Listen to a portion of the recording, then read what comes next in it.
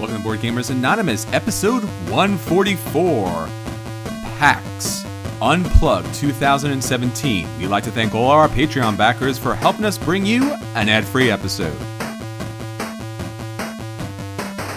You're listening to a proud member of the Dice Tower Network, dedicated to bringing podcasters together for the greater good of gaming. It's sort of like Voltron, but with better lip syncing. Find out more at dicetowernetwork.com. Welcome to Board Gamers Anonymous, the podcast with board gamers and the insane fun we have at PAX Unplugged 2017. This is Chris. And this is Anthony. And we are live Sunday, PAX Unplugged 2017. The con is over, but the fun has not stopped, Anthony. We are still holding out a candle as things start to dim down and as all the different booths start to get broken down and people are taking their PAX Unplugged hauls back home. It's been quite a con. Nothing that I ever expected. Yeah, I mean, what could you expect? Nobody knew what was going on, so it's not. We're sitting here in the hotel room recording this, and I'm sure all our buddies back in the hall are hopefully just now finishing up getting things done so they can go home. But it's been a heck of a con. Yeah, that was probably the apt word for the whole entire con. Was nobody knew what to expect. And while it was happening, no one knew what was going on. Yeah. And now that it's over, no one's really sure what happened. So we're going to try to explain it. But that's part of our feature review, and we'll get to that in just a little while. We want to bring you the up-to-date information that's going on with all of the listeners out there, and especially our question of the week. So, Anthony, what are our listeners talking about? All right, so it's con this week. Con! No matter where you were, because if you weren't here, you were in BGG con. It's true. Or you were at home wishing you were at one of the two. So I asked everybody, what is your most anticipated new release of 2018 thus far? I had a few people mention games that are actually coming out at the end of this year, but we'll give them. That's fine. Maybe they won't get them until next year. But a lot of people mentioned Rising Sun. Paul, Nathan, Steven, Damien, lots of people are looking forward to Rising Sun. I am among them. Some of the other games mentioned here, Majesty, Feudum, Joan of Arc, Brass, the new one, Root, War Room, not one I'm familiar with. So lots of different games people are looking forward to, but I think anything from Eric Lang jumps to the top of most people's lists.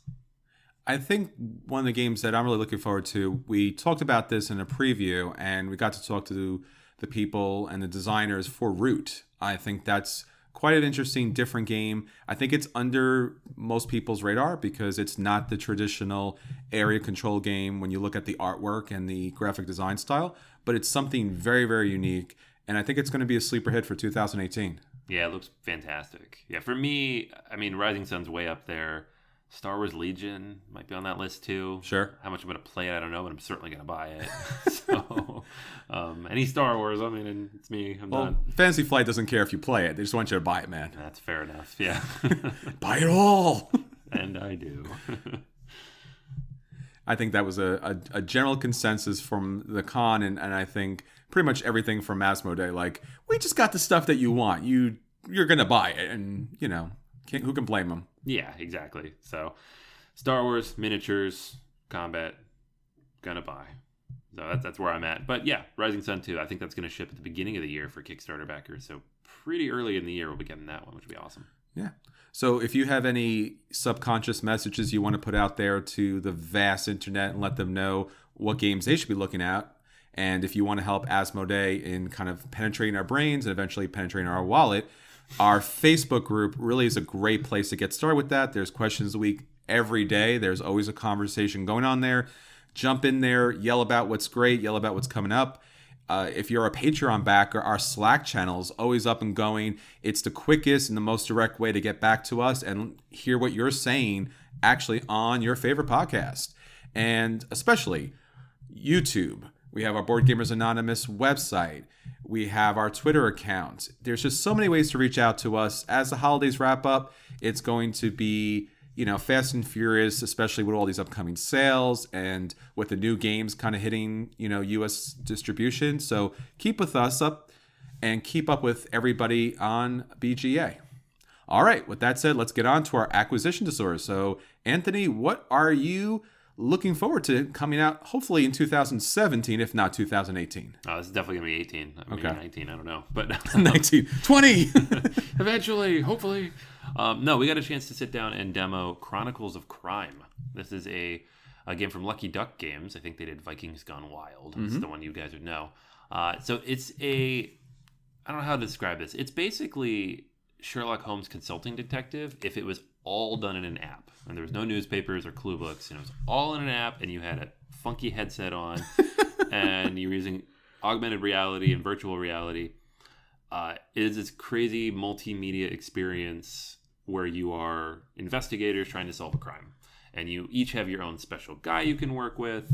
But really the core of the idea of the game is there are clues, there are people, there are locations. Everything has a QR code, and you're scanning them with your phone. So you'll go to a location, you'll scan it, and then you'll scan a person at that location, and then maybe you'll scan an item to ask that person about the item. So you're scanning things. You're basically trying to figure out the connections to all these different things with the goal of solving the crime. Yes. The app drives all of this. It tells you the story. It tells you all the clues you need. It directs you where to go. Artwork on this looks really, really interesting. There seem to have been a few bugs in the app when we were playing it, so I'm not reviewing it. Obviously, this is like something I'm excited to see in the future once it's done. But it was a pretty good time. I really like Sherlock Holmes Consulting Detective. So the idea of taking away the perfect information of that, where you read everything, you know all the details, you just have to piece it together, and making it so you have to observe things. Sure. Strap this headset on and try to look around and find all the clues. I'm pretty excited to see how that plays out. Yeah, it was nice to see that, at least demoed at PAX, and the use and the integration of the app was really fun. I like that. It had that little kind of goggles that you put over your phone so you can kind of like zoom in and see what's possibly a clue, and then trying to figure out what's the best combination. Who should you call in to investigate what clues, and then who should you talk to at the right moment. So it kind of unpacks as the story goes on, and that was pretty interesting. It was very different. I didn't think it was going to be, really that in depth, but it was a nice time. It was a nice game. All right, so My Acquisition Disorder was another game that we got to try out demo at PAX. And going the complete opposite way of Anthony, instead of like high technology, we are talking about a very simple but interesting and fun dexterity game. And I'm talking about Meeple Circus from Matago Games. Now, this is a game that came out at Essen. I think it was also demoed Gen Con 2017, and hopefully it'll get, worldwide distribution. Now, Anthony, you've played with your Meeples before when you're playing Carcassonne or other games, right? Yeah, what else are you supposed to do? Yeah, definitely. So basically they take the idea of like, you've used an endless number of Meeples over the years, all different shapes, sizes, and colors. And they said, you know what? That's kind of funny and that's kind of interesting. So we're going to give you a circular board for your kind of like ring top.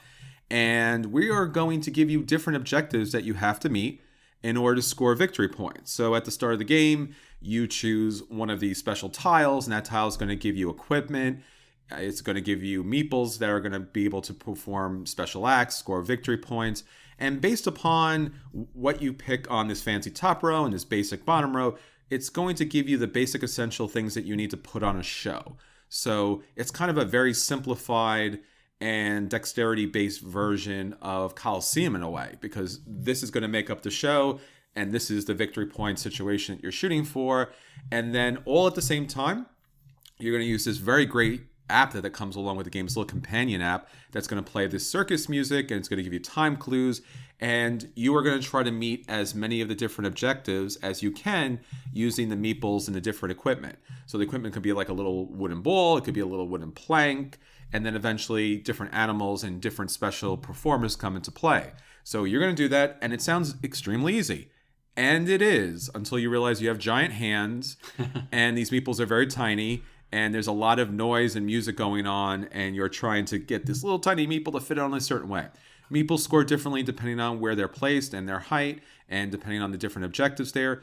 It plays over 3 rounds, and in the third round, there's kind of a wacky round where it's kind of trying to bring more of a party element to the game. So these final objectives in the third round have you things like clapping, have you things like telling crazy stories, having you use only your left hand or keep one hand over your eye. Just different kind of dynamics to kind of make the game a little bit more difficult in that final round.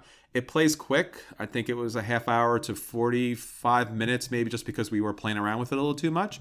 But fast, fun, interesting game that you can play with your family or your friends on the lighter side, but definitely something to keep an eye out for in 2018.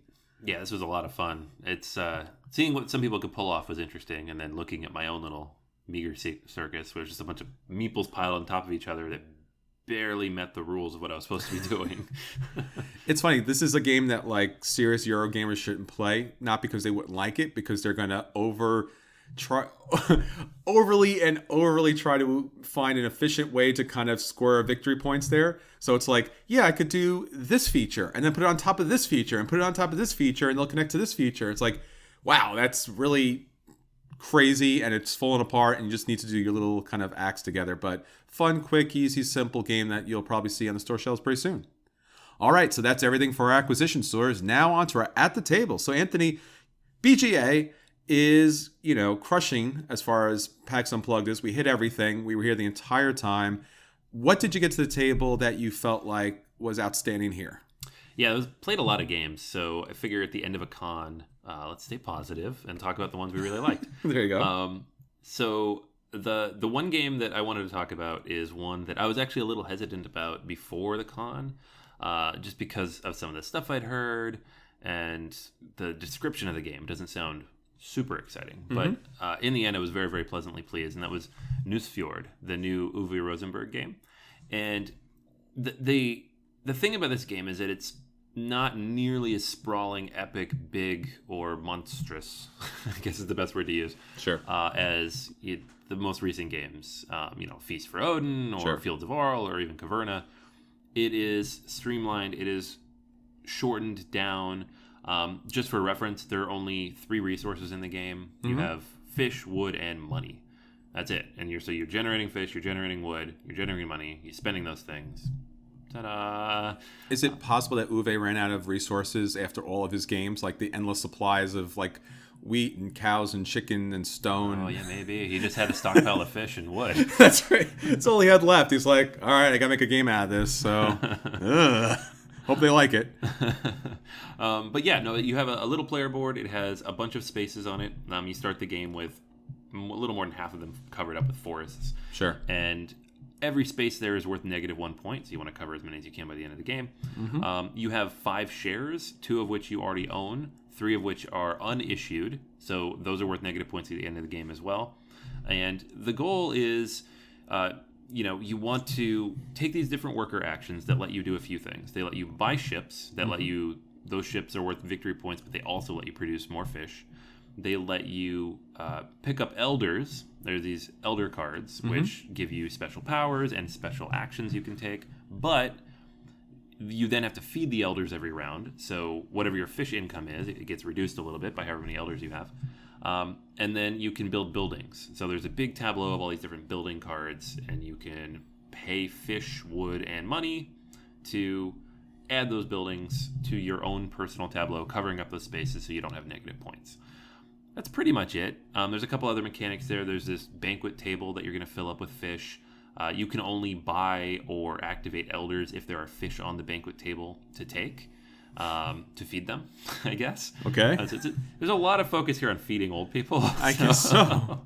I think Uwe was really hungry that day when he made this game. Yeah, and they really like fish. But the action economy here is just so interesting because maybe you don't want to put stuff out on the banquet table because then other people are going to use it for their actions. And you get something for it, but you don't get as much as if you could use those later. So you wait for someone else to do it, but then you're not taking the actions you want to take. Sure. You only get 3 actions per round. Sometimes you have to use those actions up on getting rid of your shares. Sure. Somebody else might buy your shares. If they buy your shares, then you have to give them fish every round. So you have to be careful with that as well. Lots and lots of things to keep track of here, and yet it's still very, very streamlined. It's definitely pared back from all the other stuff he's been releasing lately. We played it in less than an hour and a half. I think it was like an hour and 15 minutes.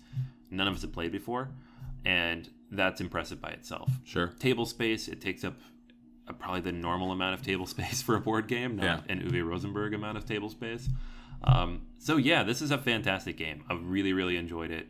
It fills kind of a gap, I think, in his collection of games that he's produced, just in terms of weight. So it's between like all those lighter 2-player games and all the bigger, longer farming games. I think it's a good, solid. I don't think it's lightweight, but I think it's definitely more accessible time-wise.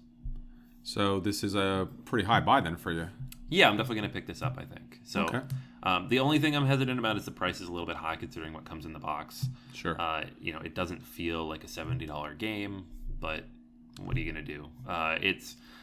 It was a lot of fun. And I think, there's been some concerns about some of the mechanisms and, how they kind of play out with larger player counts. Yeah. I only play with 3 players, so I can't speak to any of that. Sure. But from what I've seen and how it kind of plays out, I think I'll really enjoy this, and I know my group will too.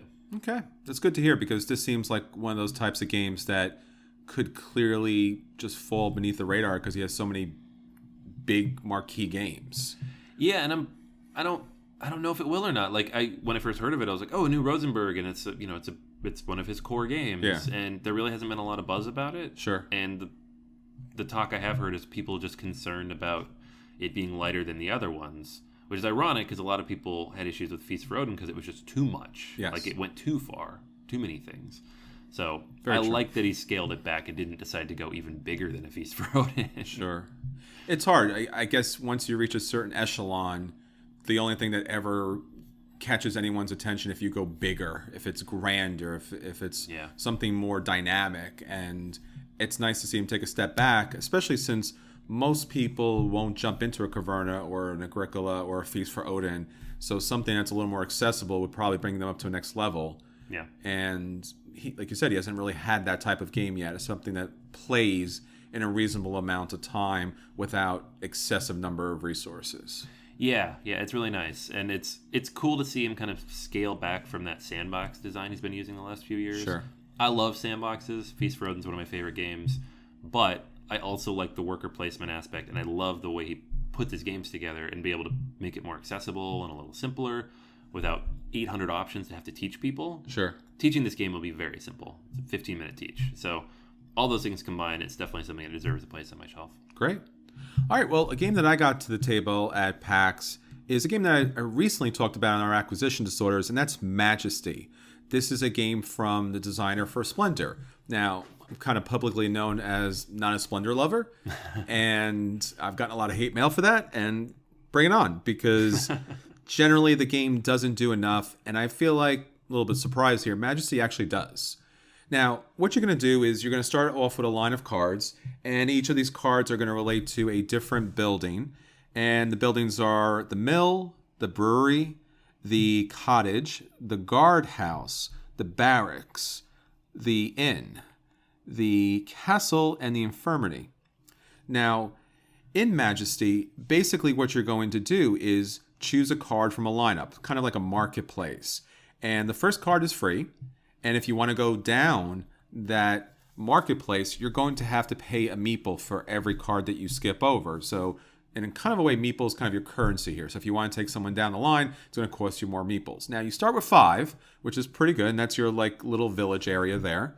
But as the game goes on, as people skip, there'll be other Meeples available. So if you end up having more Meeples than the 5, you score additional victory points for that. So there is an incentive to take cards in the front of the row that have Meeples placed on them, but maybe not the ideal choice at that time. So it's just kind of a way to kind of skyrocket, but also keep your Meeples at a point where if you do want a card later down the road, you're in a position to pick that card up. Now, the cards in the lineup relate to the different buildings. So you might actually have a farmer that you want to be able to put and help out at the mill. And basically, it's pretty simple. There's a symbol along with a piece of artwork on these very small cards. You find which building it goes along with. You place it at the bottom. And then there is a special ability that activates when you do that. Now, depending on the building, it could be something as simple as scoring victory points just for that person in that building. Or it could be something more complex like scoring additional buildings nearby. Or it could be something like the guardhouse, which is going to provide you not just victory points, but support against attacks. Now, attacks are interesting because when you place a knight in the barracks, it's going to hit everyone at the table. So you don't have to select anyone in particular, but in Majesty, it's going to knock everyone back. So it's going to take out a character on their row, and that's going to put that person in the infirmary. Now, that's not too terrible because if you're able to get someone into the cottage, they'll actually be able to bring that card back and that person back into the building that they once were. And you want to do that because there's a negative victory point for every person in the infirmary. Now, you also have the inn that's going to score you additional victory points, and finally the castle, which is going to score you the maximum victory points for any of those particular buildings, which once again makes very thematic sense. Now, you wouldn't or couldn't have a Splendor-like game from a Splendor-like designer without great tokens. And this game has amazing, smaller than Splendor, of course, but really nice, solid, very similar to Splendor tokens that you'll use for victory points in this game. Now, I would say that I was a little disappointed that there wasn't as much currency in this game as possible, especially in the smaller denominations, but we made it work and it wasn't too much of an issue.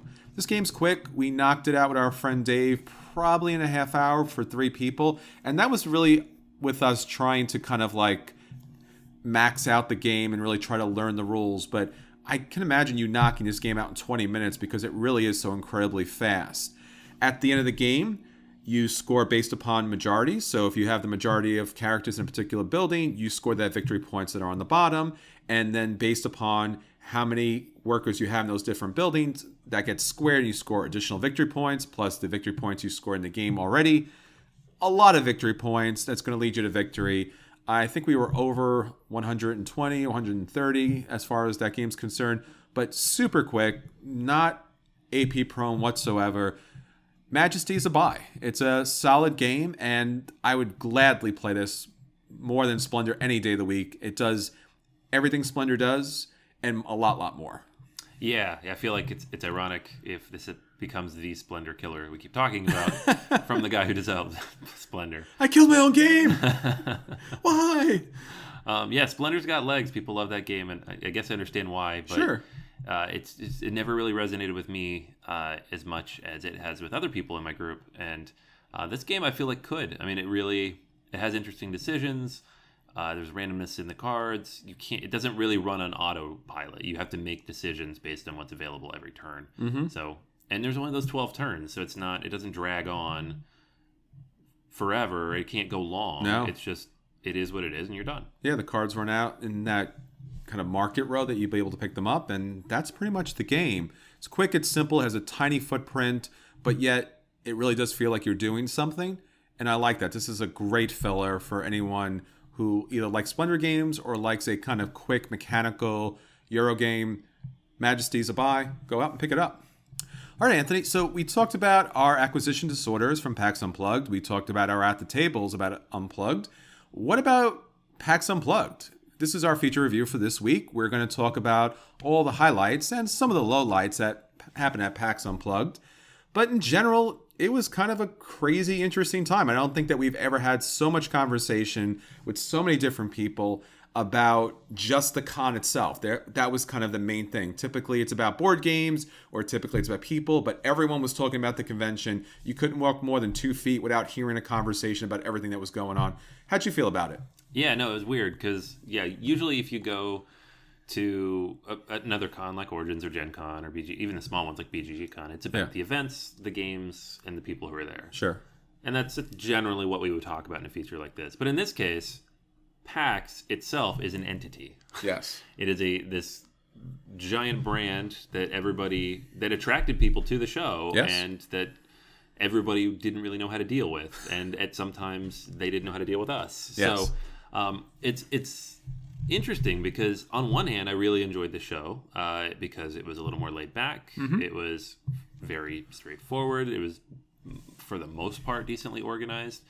But on the other hand, there was definitely some issues that I know a lot of people had and that are part of the growing process the first year. Sure. So having all those conversations and hearing from the publishers and knowing what they went through and then talking to all the people attending and our friends and our fellow podcasters and what they experienced, It was very, very interesting to kind of get a feel for that way. Yeah, PAX Unplugged was the first time that PAX, which is typically known for, at least initially, independent video games, and now kind of like video games. They're the kind of video game convention that you really want to go to if you really want to find a personalized connection and kind of the hottest cutting edge stuff from people that may not be out there everywhere, right? This is not a convention for EA. This is a convention pretty much for everybody else.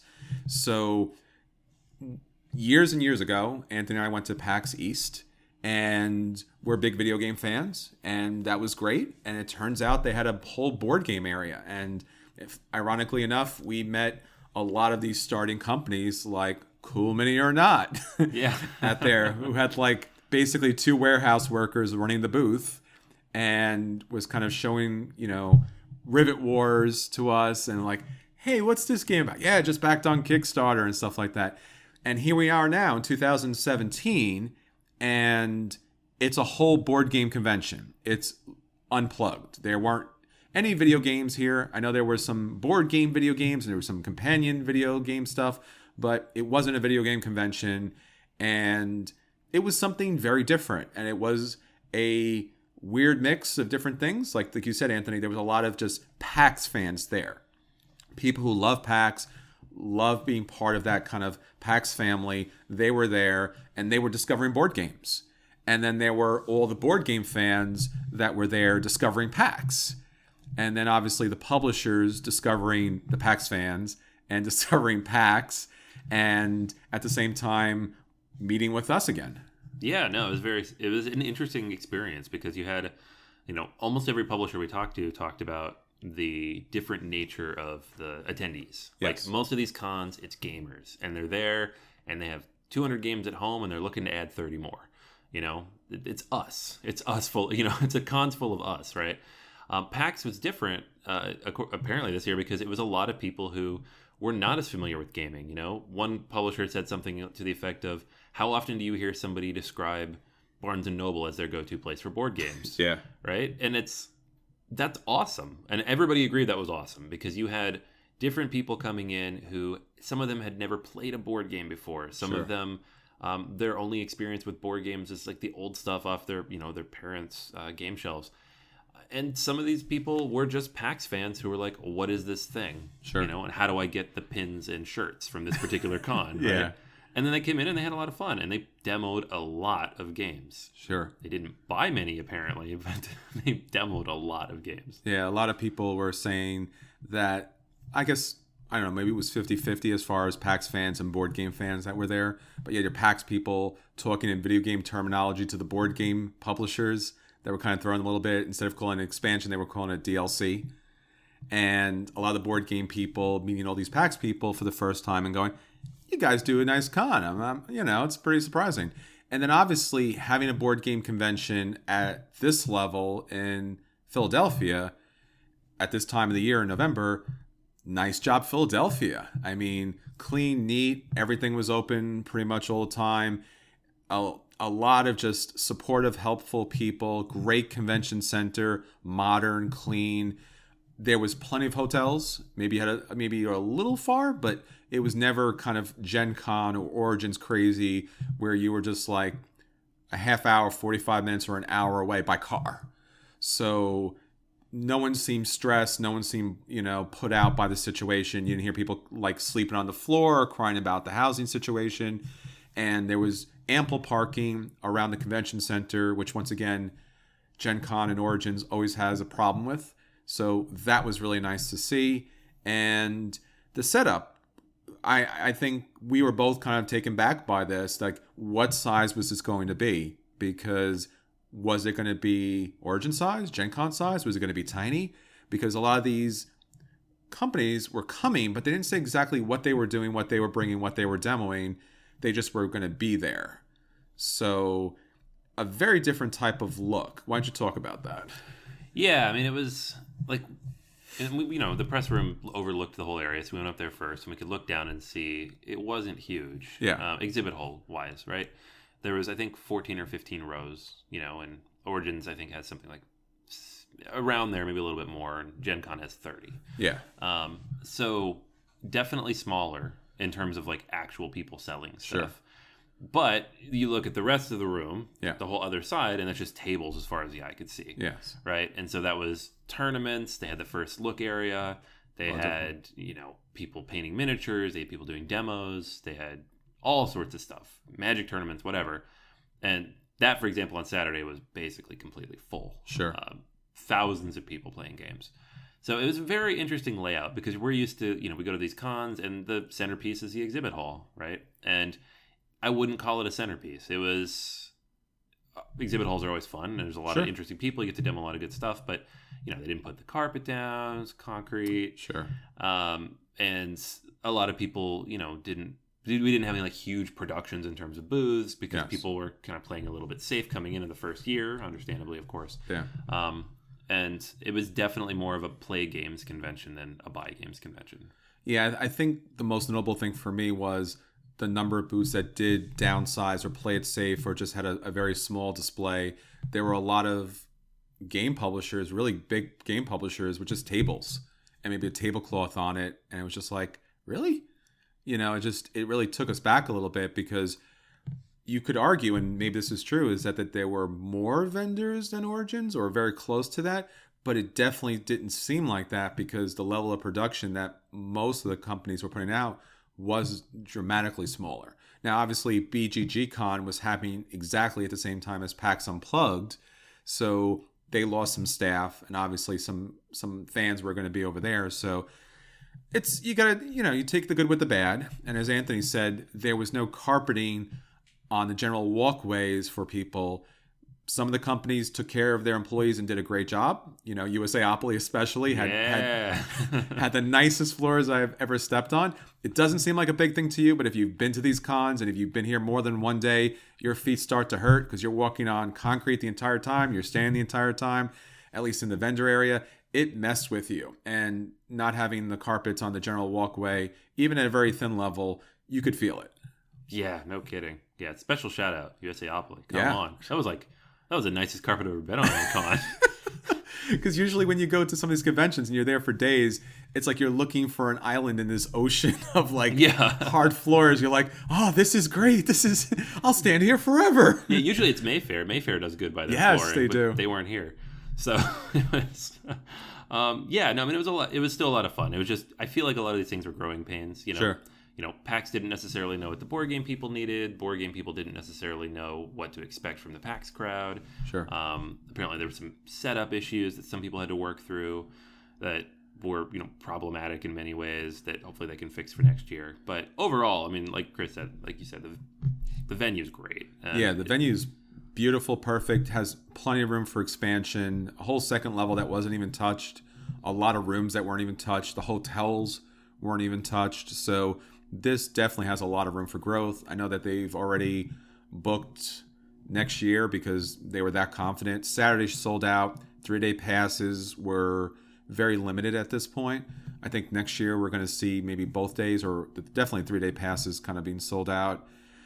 As you said, logistics-wise, there's a lot they have to work out to benefit the publishers coming to these cons because a lot of people were unhappy as far as the cost and setting things up, and a lot of people were unsure of the situation. But I think it was a mixed bag because a lot of people enjoyed PAX and helping them with those issues. So hopefully this time next year those things are worked out. Everyone's got a better sense of these things. Hopefully people didn't leave with the wrong idea.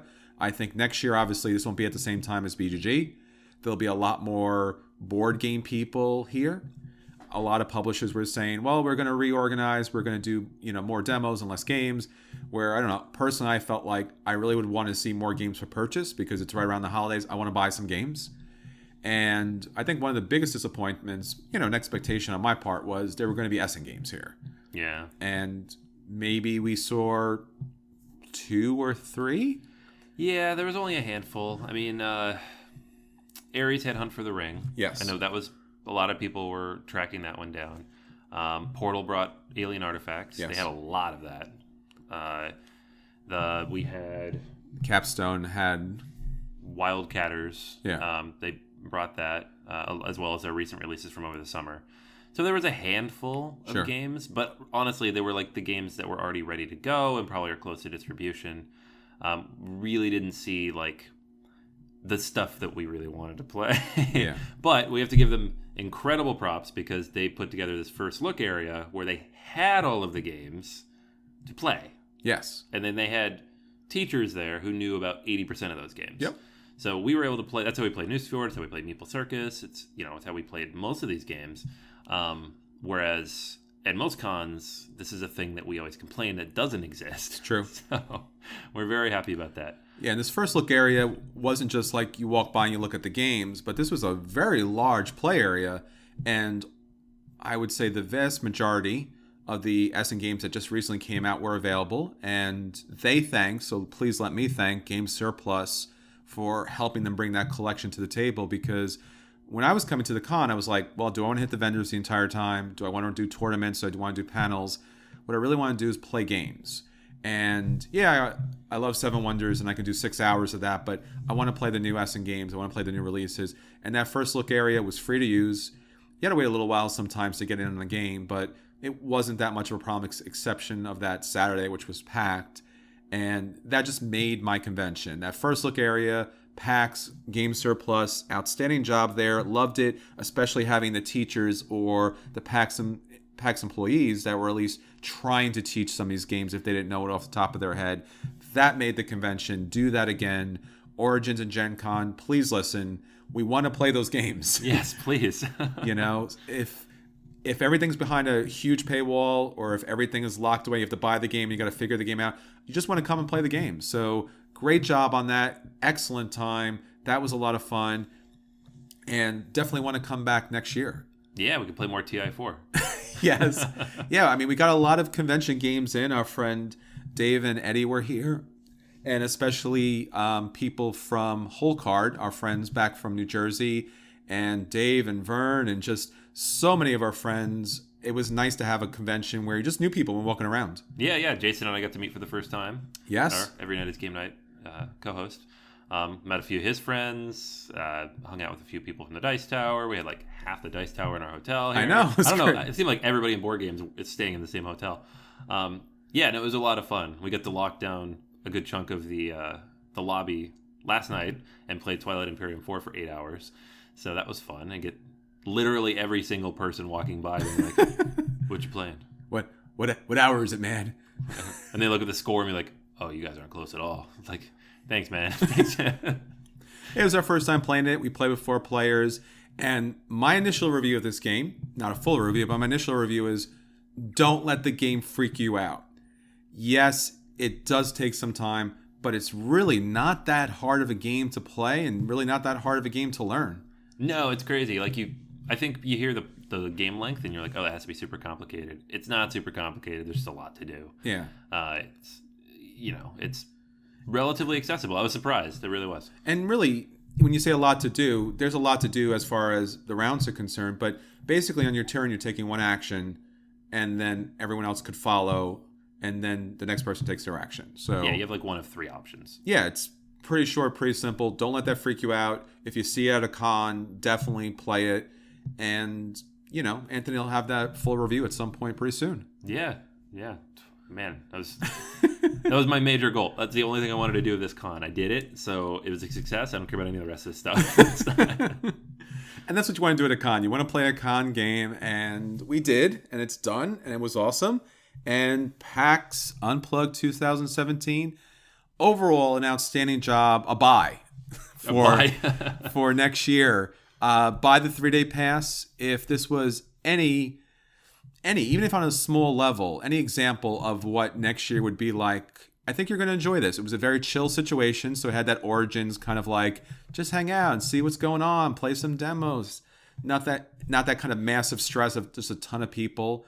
And with that first look area, getting to play the newest and hottest games before they even hit the shelf, amazing. And obviously, there's so much more to talk about, and we'll talk about it the upcoming weeks. Check out our Facebook page. There's a ton of pictures there. There were amazing panels there. As we said, all our Dice Tower friends and family out there, they were there. We were working together. And we'll have more as the year goes on. And Until next time, this is Chris, And this is Anthony. and we'll save you a seat at PAX Unplugged 2018.